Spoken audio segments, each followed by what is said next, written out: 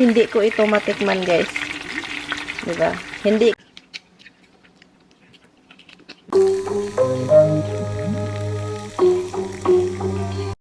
Hello guys! Kumustamos? Magluto tayo ng steak kasi masarap ito sa salad. Mag-salad po tayo ngayong gabi. Hindi po ako mag-rice. So, yeah. Yun.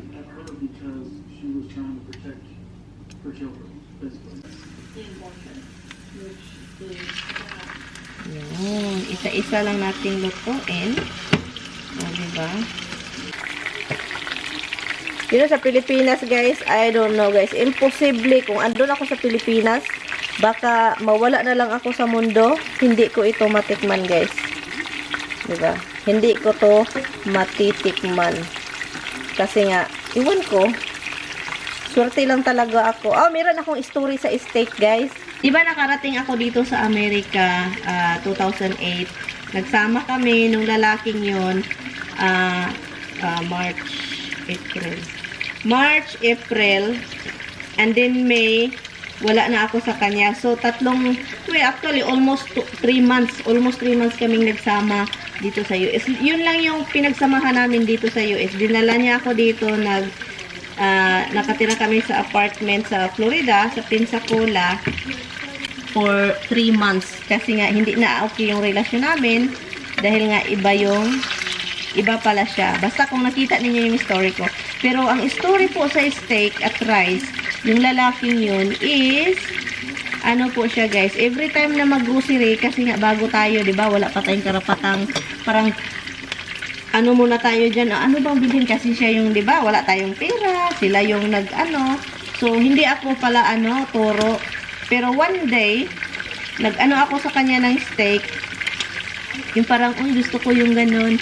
Kasi nga, galing sa trabaho niya, nagdala siya ng leftover steak. Nagustuhan ko siya, guys. First time ever kong nakain yung pangalang steak.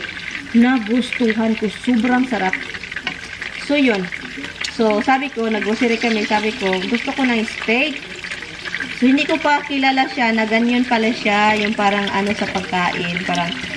Yung parang siya sa akin. Hindi siya katulad ni Tami na sobrang bonggang-bongga. Yun siya, yung parang sabi pa niya, no, egg, no, sabi pa niya, no, ayaw daw niya ng kasi mahal. So, hindi ako umano, kasi sabi ko, gusto ko to. And then, hindi niya binili, guys. And then, so yun na yun siya, yung first time and last time kong nanghingi. And then, yung rice, merong container na maliit. Yun yung binibili niya sa akin, container na maliit. And then, yun yung palagi niya binibili. Kapag mawala na ako ng rice, hindi siya bumili ng tag-ilang kilo, tag-ilang pounds. Yun, hindi. By siya, container na maliit. So, kinakasya-kasya ko siya sa buong linggo. And yung corn dog, paborito niya, guys. At ayaw ko ng corn dog, guys. Oy. So, yun yung palagi niya pinapakain sa akin, guys. Pero wala man akong choice, guys. Itlog, rice, corn dog. Yun, guys, as in. As in talaga, hindi ako nagsisinungaling, guys. Yun talaga yung palagi kong kinakain noon kasama ko siya. So, kaya ngayon, tabla. Kasi ang daming pagkain si Tami hindi tihikan. Hindi siya tihik ba? Hindi siya tihik sa pagkain. Kaya, yaon. So, swerte-swerte lang talaga. And then, yun, sabi ko kay Tami, alam ni Tami lahat ng story. But anyway, so yun yung story sa steak. So, kaya, kapag may steak, bago masira itong steak, kakainin na natin. Diba?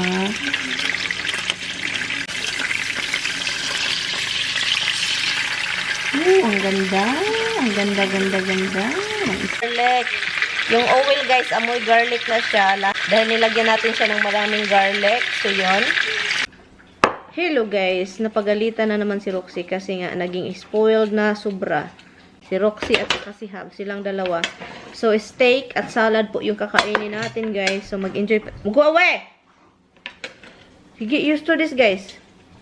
So, that's why I need to tell him because she doesn't listen anymore. Ayaw makinig. Nag-English naman ako, guys. Kaya yung iba, nagagalit na talaga kasi English ako. Mag-English talaga yung bibig ko. Paminsan lang naman. Anyway, so salad po tayo kasi healthy galore, diba?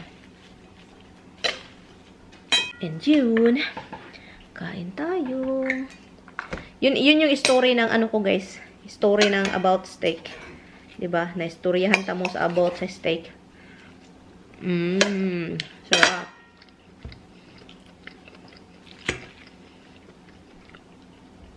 Sagbot at saka karne.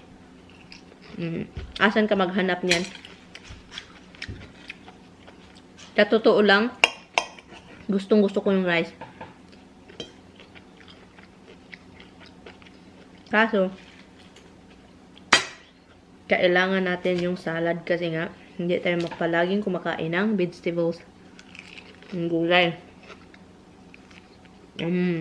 Steak.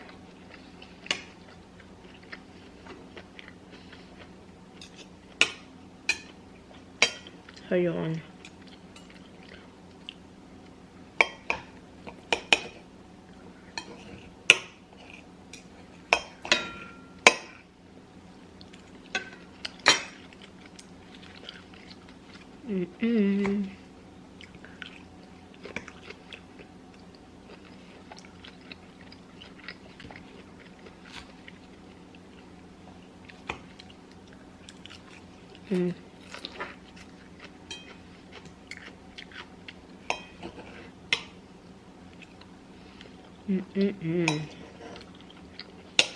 Sarap.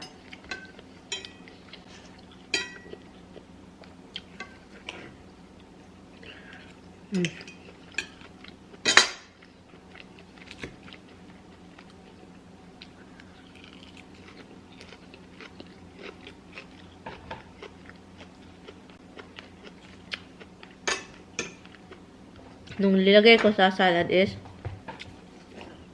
suka lang. Suka at konting olive oil.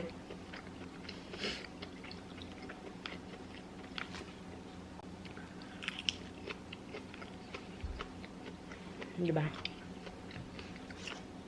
Enjoyable na lang siya dahil nga sa steak. Pero yung steak is the best ito pag rice guys. I don't know. Kailangan kong i-motivate yung utak ko.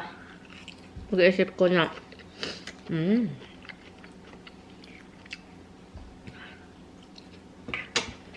gulay life. At isa ito sa paborito ko, yung steak, is yung buto. Pero hindi lahat ng steak mayroong buto. No? Hindi lahat may buto. Ganitong steak may buto of course. At saka T-bone. Yung nag-glitter na buto. Sarap. Itong fats, oh. Ang sarap nito. Pero, kunin po natin. Masarap itong fat na ano, oh, na crunchy.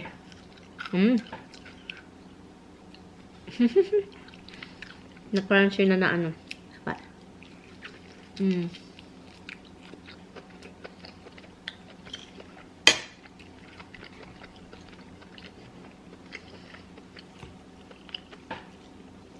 Takam na takam talaga ako sa steak, guys. Ugatan. Dahil nga noon, hindi natin ito masyadong nabili. Or hindi pa ako nakatry nito. At saka yung unang lalaki nagdala dito is, hindi talaga ako minayagan na bumili ng steak. So, kaya ngayon na kami na ni Tami. Steak na steak. Hindi man palagi actually delikado. Hindi palagi kasi delikado kapag ganito. Magulay din tayo maglaw iba. Paminsan. Gaswa. Itong mga pusa talaga siya. Yung gaswa, at saka lauoy, gulang lang. Sim lang yun sila. Sarap guys. Kamay na lang. Ang sarap.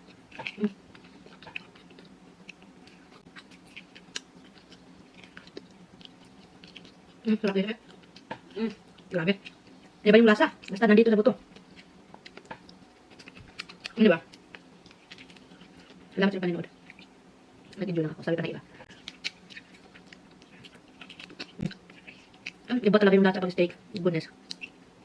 Guys, kung meron kayong pera at saka nakakita kayo ng steak, bilhin ninyo. Pero may mga steak na kapag niluto mo, tough yung meat.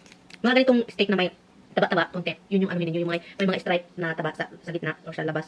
Yun yung siya pinakamasarap. Alam niyo bakit? Yung taba is nagbigay ng lasa at also tenderize the meat. Hindi ba? Sarap, busog. Busog. Meron pa ito guys.